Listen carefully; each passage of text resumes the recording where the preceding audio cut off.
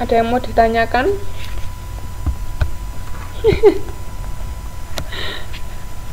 Oke, ada yang mau ditanyakan nggak? Nah, ini skala pengukuran dan dimensi service quality. Nah, ini caranya nanti buat Mbak kalau mau meneliti tentang service quality. Jadi ini kan ada excellent, good, fair, poor. Ini variabel penilaian terdiri dari atas 4 itu tadi. Jadi misalnya suatu jasa itu kualitasnya apa, bagus, baik atau apa. Nah, itu ada poin-poinnya, skala Likert-nya. Nanti mungkin diajarin di materi metode penelitian. Udah dapat belum materi metode penelitian? Sudah dapat belum?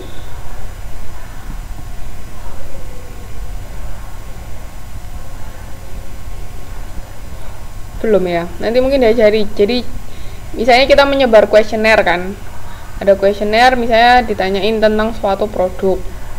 Mbak merasa puas nggak sama produk ini? Misalnya iya. Biasanya tuh ada skala poin Likert nih loh. Likert, tipe Likert. Tahu kan nih? Skala 1 sampai 7. Jadi misalnya 1 itu sangat tidak setuju, terus 2 itu sangat tidak setuju, 3 agak tidak setuju, 4 netral, 5 itu agak setuju, 6 itu setuju, 7 itu sangat setuju. Biasanya kayak gitu. Jadi kita disuruh memberikan pendapat kita mengenai sesuatu. Biasanya itu kan untuk kuesioner. Nanti kita juga bisa merancangnya, terus bisa dibagikan ke responden. Nah, kalau tentang pemasaran, otomatis respondennya siapa yo? Kira-kira tahu nggak respondennya siapa? Kalau kita berbicara tentang pemasaran, berarti respondennya siapa?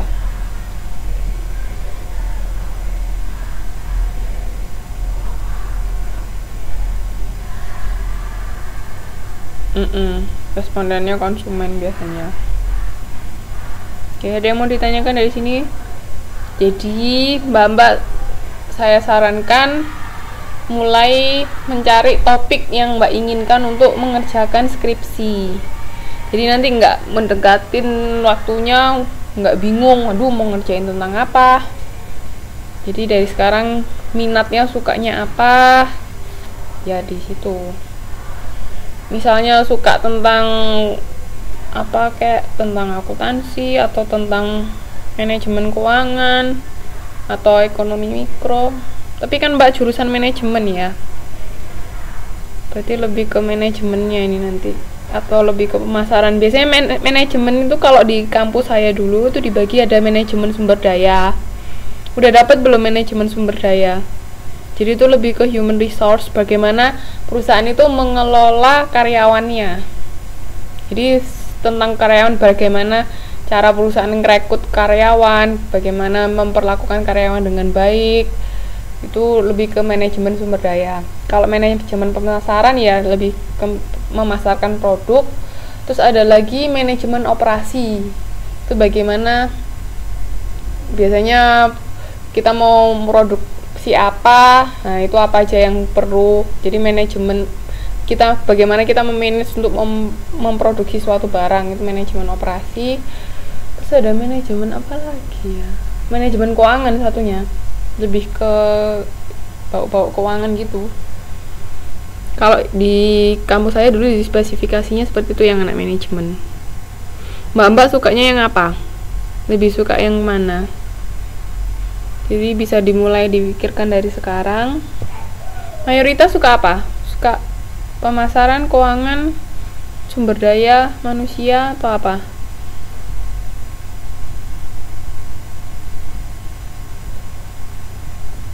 Halo?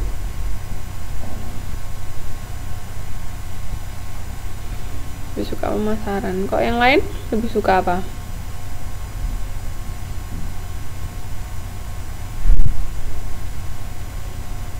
Mbak yang lain?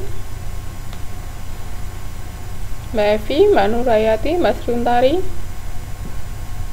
Mbak Siti Rayu.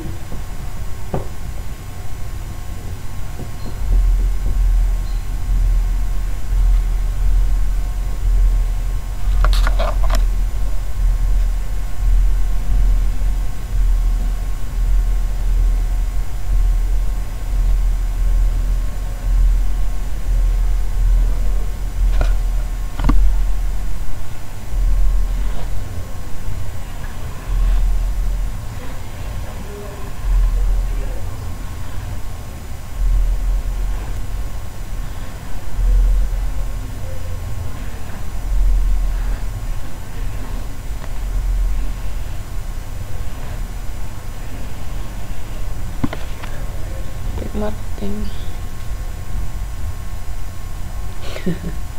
Enggak, saya cuma tanya lebih tertarik yang mana, ke pemasaran, sumber daya, keuangan, atau apa. Maksudnya bisa dipikirkan dari sekarang untuk ngerjain skripsi. Oke, jadi mulai di ya, di UT ada itunya nggak, kayak skripsi digital, skripsi online gitu nggak? Maksudnya skripsi kakak kelas sebelumnya. Kalau ada, kalau bisa dibuka, dibaca-baca aja Mbak, mungkin Mbak bisa nemu topik yang seneng. Oke, nah ini jadi mulai dipikirkan ya, jadi nanti nggak bingung-bingung. Sekarang buka halaman 7.14. Ini analisis kesenjangan kualitas pelayanan. Itu ada 5. Coba di websitenya UT saya kurang tahu ada atau enggak. Kalau misalnya ada, misalnya digital skripsi apa, nah itu mungkin bisa di-download, dibaca biasanya.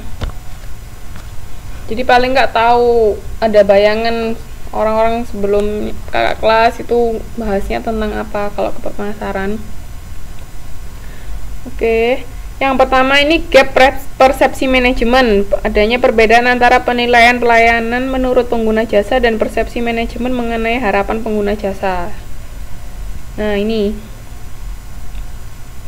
Kalau ini gimana yo? Siapa yang harus ngalah?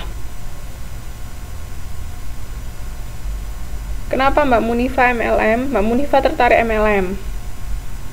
Itu bisa juga dibuat penelitian. Bagus, itu menarik.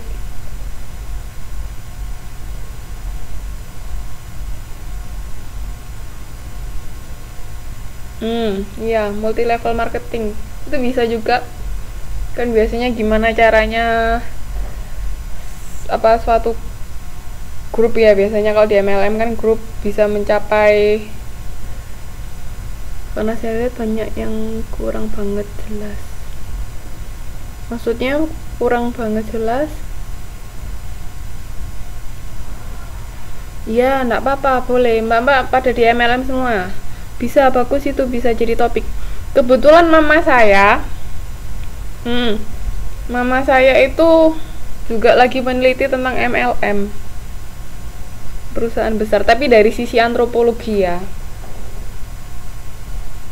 Dari lebih ke sisi antropologinya, ke sisi budayanya, gimana mereka bekerja bersama itu. Bagus, bisa itu jadiin topik skripsi. Bisa dicari mungkin bahan-bahannya, maksudnya literaturnya.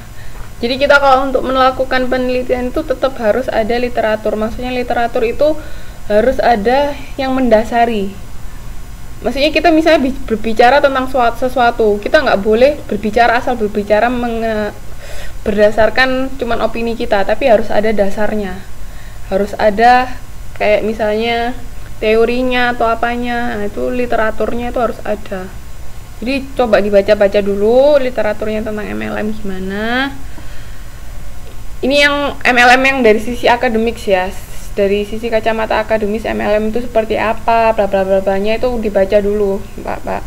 Jadi nanti bisa enak mau nelitinya kayak gimana, oke? Terus ini yang balik lagi ke sini ya, gap persepsi manajemen. Yang A ini siapa yang harus ngalah kira-kira, ayo? Ini kan saya sudah berkali-kali bilang yang harus mengalah adalah manajemen. Oke. Kalau yang kedua, gap spesifikasi kualitas, kesenjangan antara persepsi manajemen mengenai harapan pengguna jasa dan spesifikasi kualitas jasa. Jadi ini mengenai kualitas.